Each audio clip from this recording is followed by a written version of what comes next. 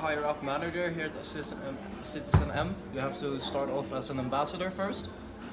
Maybe Martin can explain why that is. So yes, I can explain.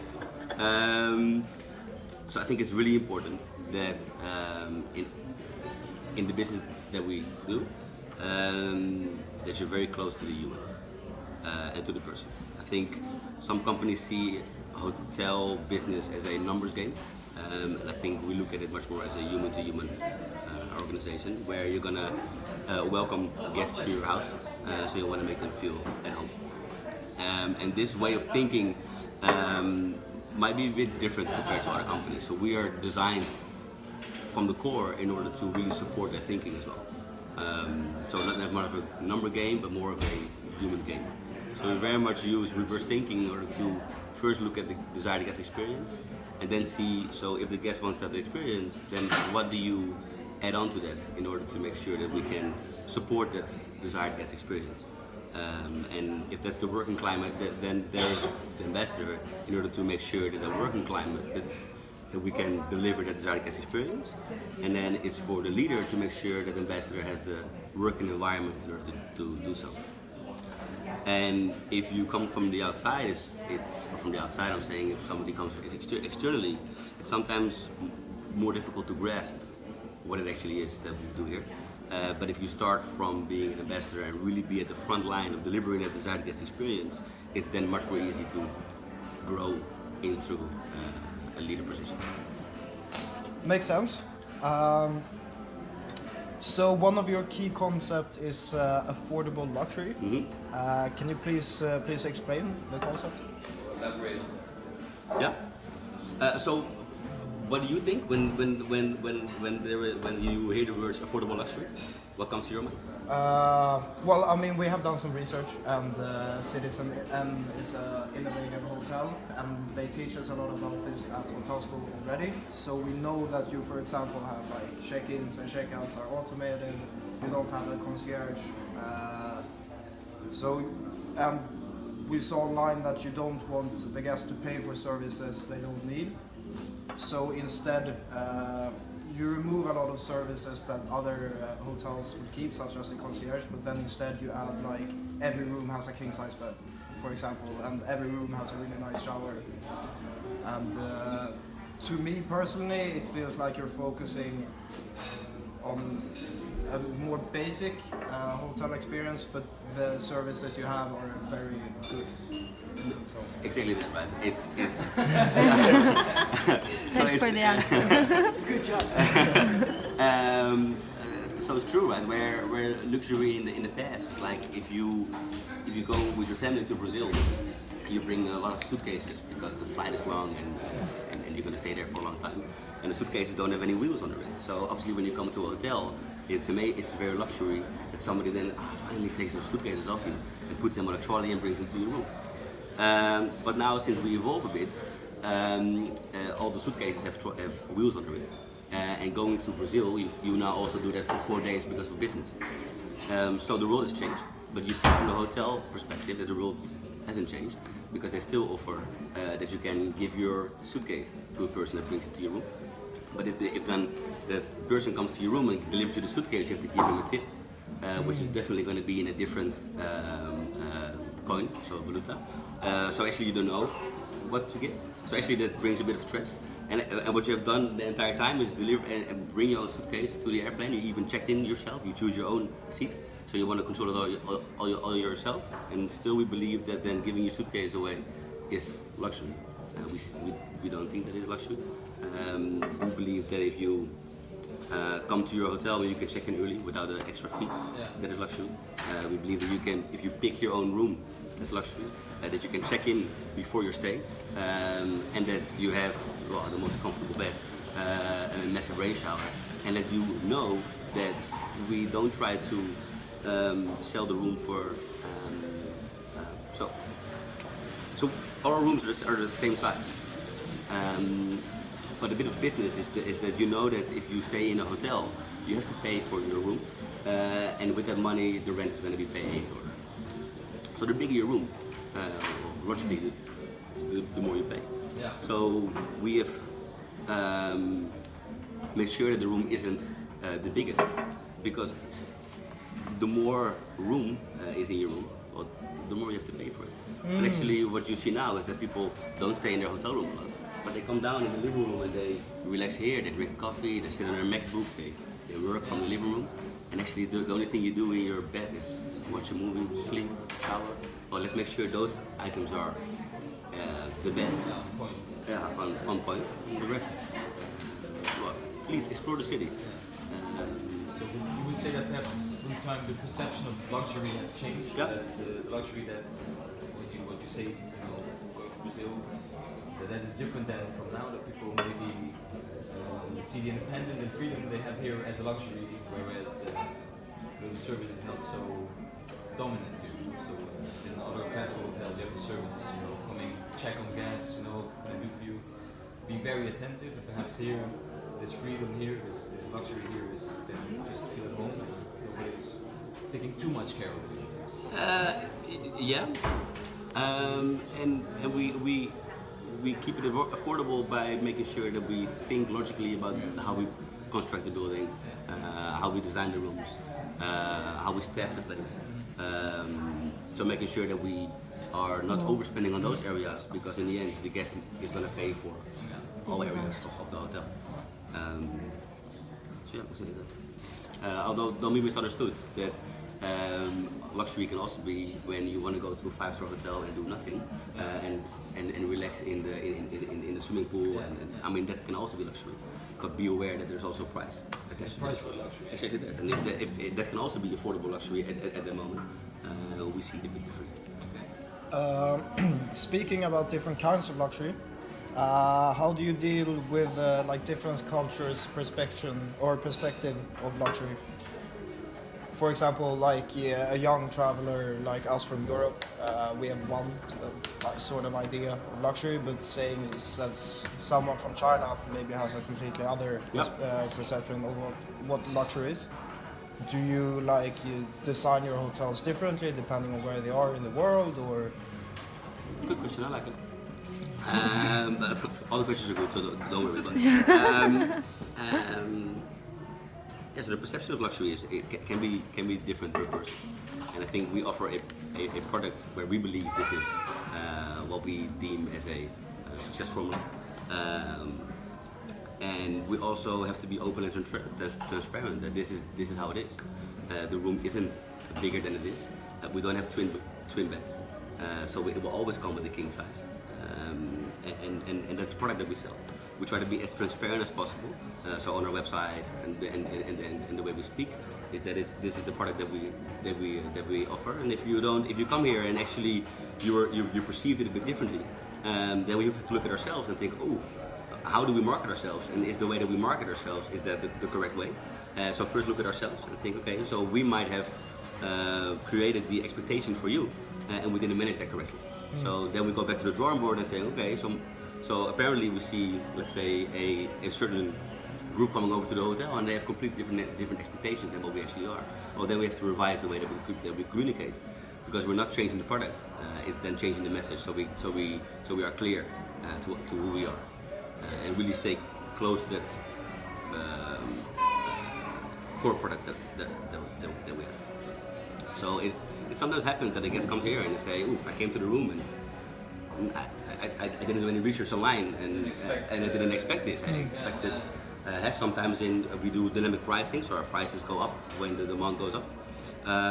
So sometimes you pay 200 euros for a room here in Amsterdam, which is quite average, but if you come from a place which has lower hotel prices, you would expect, perhaps you would maybe expect a different hotel room, but when you come in, you all of a sudden see a Citizen M room. Like, hey, this is not what I expected. And then we can only be transparent and say, okay, if this is not where you want to stay, then we also don't want you to stay here. No. Because it needs to be also working for you. Yeah. So, I mean, we are very happy to refund you the money, and we can also then take a moment, look at the computer and see whether there's maybe a better solution for you. And so that we can, that's... Yeah, definitely. I did it a couple of times myself, and I applaud everybody to do it. To do it like this. Yeah. Because there's Honest and open. yeah, open and transparent. There's so many travelers in the world, and there's definitely enough travelers that will like our product. So It's good marketing Yeah. because they speak like, even though I didn't like the room, but maybe he tells his colleagues if you just want a small room, they can consider it. yeah, or if he then realizes that perhaps the product wasn't mine, but I was helped in a very good way, honest. That you keep in mind as well. For us that's really important. So we're talking about different travelers, you said. What's the guest that you would target here? What's your target group, you think, for guests coming to City?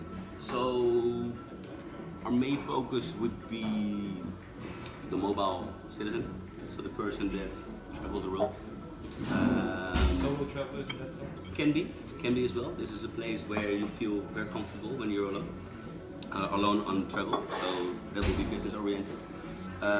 However, we also realize that it's a great getaway for couples that want to see the city and explore, and then come back and watch a movie which are all free, or maybe connect their phone to the Apple TV or stream your latest Netflix series like you do at home.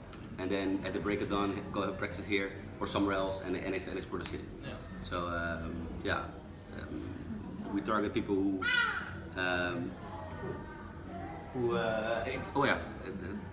some little kids, so families. Yeah. Well, our rooms are designed that actually we don't have a small bed or a twin bed, like I said as well. So I think that naturally already targets a different person in a different group. So you won't see often that there's going to be groups of families staying here because the rooms are not connected to each other. Yeah. We've been thinking about maybe connecting them, but this is also the product that we have. Seeing as you have a very clear target market and you also have a very specific concept which like is the same all over the world, what type of market research do you do to like innovative or like new concepts for your hotel and like the overall concept itself? So I think that's a question related more to go in depth on that than needs to go to marketing. Because we have specialists in Voorschoten, so that's the whole head office, and they really dive deep into so how can we market in a good way. If you look a bit at the commercial side, we use a couple of we love technology and we like to embrace it in order to make sure that we add value to the state. And we see that happening throughout the entire business. So what we do, for example, with our pricing strategy is that we use a company called Duet. And it's a dynamic pricing system which learns so it has an algorithm and it learns from itself and it learns from the market on when to put the price up and when to put the prices down. And that's a automated system which does everything themselves. We still have to watch it a bit, monitor it, babysit it, especially the first year when we rolled it out in Rotterdam, we really had to monitor it. And it really needed to learn, so it was a system that was learning from itself. But now it's getting there, and that brings us to a position that where we really want to be at all times compared to our competitors. Marketing, we use the regular marketing channels. I think that like everybody does at the moment, which is more also focused on social media, obviously. And we try to do some crazy campaigns. Like, for example, in London we had a big advertising board. So you have a hotel there, which is called Ace Hotels. And it's a hotel with an attitude, which can also be very positive. And it definitely has character.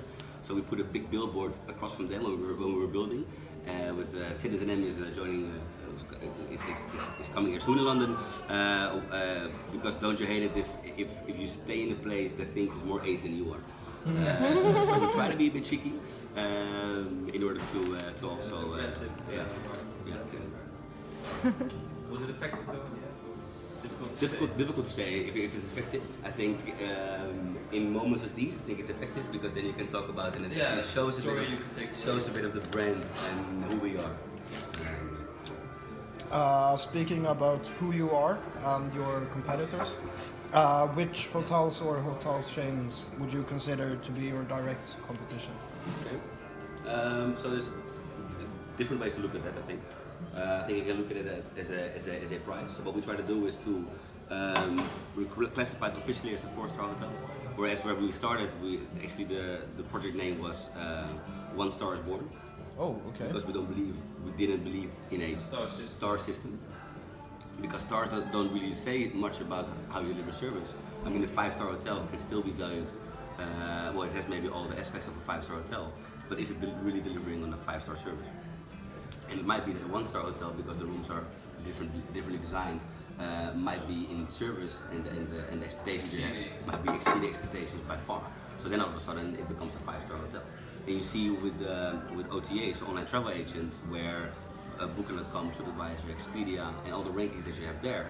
I mean, those are the points where people look at, because if somebody starts a 5-star on Booking.com, but the hotel is a 2-star, well, if it's ranked higher in there compared to a 5-star hotel, and the price is a bit lower, well, then I might be able then I might stay there, because I read the reviews of the people, and it's actually a very pleasant place. So there's two ways to look at it. I think we always try to go to not be the top player in the market, because we know we don't offer a swimming pool, for example, or some luxuries that people deem necessary or expect when they stay. So that also wouldn't definitely not be fair. We also believe that we offer a different product compared to let's say the middle range of Accor, and I think it very much depends on the location of where you are. So in Rotterdam, for example, I look at the Ibis Hotel, which is very close by, where I think we offer a completely different product. Because they're so in the area, I see them as a competitor. Yeah. Especially in the market in Rotterdam is very small, very, how you say that, very competitive. Yeah. So if they drop the price, they will be full. So I have to think, okay, do I also want to drop price? Or do I want to keep the same because I believe my product is this and I have to give in a bit on my occupancy? Yeah. Does that answer the question? I have something to add. Yep, sure. But what about concept-wise? Because for example, well, it's not exactly the same concept, but I've been at Moxie, and when I enter, I kind of felt kind of this, not same vibe, but they also have a living room, and they like to put like cheeky objects around. Would you say is one of your competitors? How did you feel when you walked into the Moxie? Like here, so we were speaking about this before, that like when you enter maybe a luxury hotel, you don't immediately feel like comfortable, because a bit too much. But like, Intimidating. yeah. But here I entered and I felt like, oh, this is a really nice place. Like it's nice and it has a young vibe, and that's the same way I felt at Moxie. Let's say And I think it's those brands which are now starting to pop up. So Yeah. Mama Shelter. Indeed. I think if you look at the lifestyle brands from now, those are those, and I'm really happy this starts because it's also paints an amazing path for the future. Because I would say the more the merrier, because it will also change the perception of the hotel industry. And I think it will change. I mean, you can see already that work has been done a lot on the laptop. Which is great, and where a hotel previously had an area where you had a breakfast area, for example, which was closed off at 10 o'clock because then breakfast is finished. Well, it's an entire space that you don't use. But since now we do much more, we're much more mobile, so we do our work on our laptops. We can sit everywhere, and a hotel is an amazing place because it has a license to be open 24/7. Yeah. So why not use that area to sit? So I think looking at those lifestyle brands, that could be a competitor. I think looking at the pricing and how they price themselves, there you might see that is it a competitor? Yes or no. And I think our staffing is a massive unique selling point, and I'm wondering if that can be matched at the moment. The atmosphere, what you feel when you come in. However, I also look at it from a pink cloud and from pink glasses because I've been with Citizen for quite some time now. Bias. Yeah, definitely. Seeing as the concept is so streamlined, you're trying to get rid of everything unnecessary. Would you even consider like these new pod hotels as a pod hotel where you only have like a little pod? And then Like a Yoto, for example. A Yoto? Yeah. in the airport. Oh yeah, there's Just one. very small ones. Yeah, exactly. Would you even consider them to be a competitor, or? Well, I know that we're always looking to see if we can add more value to the product that we already have, and also seeing if we can maybe expand in the future or different areas. But I think you can see from some companies, like Apple, for example, they focus on some core products that they have, and they do those things really well. And I think I mean, we're only here for 12 years. And as a hotel company, that's not that long. No. Looking at our, so we actually just started. We only have 14 hotels at the moment, and we're looking to. Expanding is going fast. Yeah, I don't know if you guys have seen the news recently, but a couple of days ago we signed a deal with a Singapore pension fund, and they value us at $2 billion at the moment. Which is quite interesting for a hotel company with only 14 hotels. So the future looks very bright, and we're very excited to go in a complete different path and to continue on this journey. So I think people have an open mindset to what's happening, and we should be agile to adjust when the market demands it. At the moment, this path is the right path, but we're also conscious of changes that might happen. So, like, because you're saying if you're going to Asia with the hotels. Yeah. We are in Asia at the moment. Yeah, but then because in Asia the service is very over the top. There's always somebody there for you. And like with this concept, is it the exact same there that like it's self-service and everything? Yeah. And how does that go for the guests that come there? Like, if do they know that that's what they'll be getting, or does it happen there as well that they come in just like, yeah, okay, but it happens. And I think when you come into a new market, people have to get used to who we are. And I can still remember from the stories I was still in hotel school when that happened. But when they first started with check-in desks, the people came up here and they were greeted by a bunch of machines. And it was completely out of the ordinary. Yeah. Even in airlines, it wasn't used that much. So yeah, self check-in takes away the person, and that was and we only had microwave. We had breakfast in the bed. So it was a completely different experience that people would expect from a hotel. So yeah, that was in the rooms obviously with the shower pods. So how is that for Citizen M going into Asia? Challenging. In some ways, and it's still challenging at the moment to really get the brand up there. So we first partnered up with a company where we now took a bit more stake in to make sure that we follow it a bit more closely to make sure that we are on the good path. I think Asia is a very interesting market. I don't know much about it because I work in Rotterdam, but I know we're gonna open 2 more hotels there. Cool. So Kuala Lumpur and Shanghai. And then we have Taipei now already. I think we should start wrapping up. Does anyone have any like popcorn questions they want to ask? I do. I'm not sure if you're familiar. It's like, you know, Simon Sinek, like finding your why, your how, and your what. What would you say would be in a nutshell, the why of Citizen M? Why you do what you do? Why the concept? Why we do? Yeah. What we're doing here? What's your why? If that's okay for you to answer. Wow, that's a big one. That's a good one. Huh? It's a big one.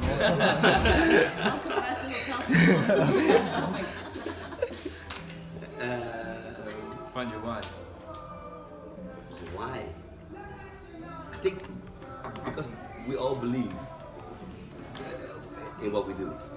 And I think everybody here in Citizen M, from my experience, really stands behind the product that we're bringing.